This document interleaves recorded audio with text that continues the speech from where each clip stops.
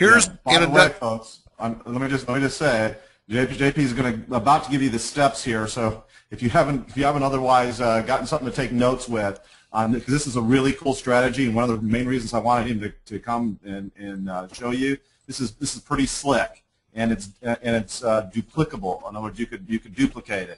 So pay real close attention. I'm sorry, JP. I just wanted to give people a heads up that if they're out playing with Facebook or looking at their emails, they need to come back and watch what you're about to say here and do. Very good, very good. Yeah, this is, and it's funny because I have a lot of people that they go to other people's webinars sometimes, not yours, of course. You and I, in fact, share a lot of strategies about webinars, and we're both big givers. But a lot of people go, oh, they're going to give, useful but incomplete information. That's the thing you always hear.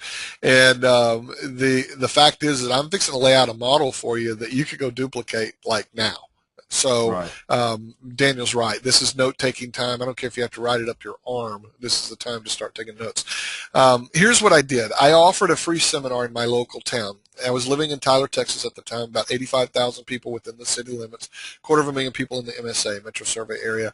The reason I tell you that is I never want people to have excuses like, oh, my town's too small, my town's too big, or I can, whatever, okay? So I just want to tell you that so you know kind of what to judge it by. I could have done it in a smaller town, but that was the size town I did it in. Now, if your town is not that big and you feel like you couldn't do it in your town, I bet you could go within 3 to 5 hours and be in a town that's big enough to do this. So there are no excuses. Next, I spent less than $100 total on this promoting this seminar. I had 43 people show up, and 2 of them really didn't count, and I'll tell you why. One of them was one of my best friends from Tyler, and he'd never seen me speak because most of my speaking engagements are around the nation or internationally, and he'd never seen me speak. He said, I'd love to come out and see what you do when you're on the stage.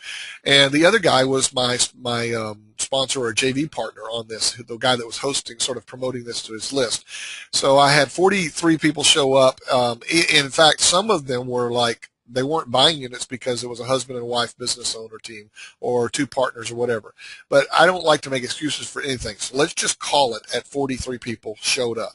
I spoke for 67 minutes, all content. And I'm a big believer on that, by the way. You just give and you give and you give. I believe you can't outgive your audience.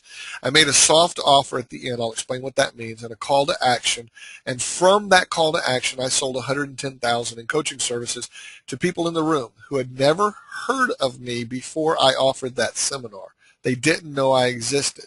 And you say, well, JP, how in the world can you build enough rapport and enough of a relationship in 67 minutes? Well, a lot of it has to do with the connection with the market and what you're sharing, your positioning. So let's talk about that and take it a little bit deeper.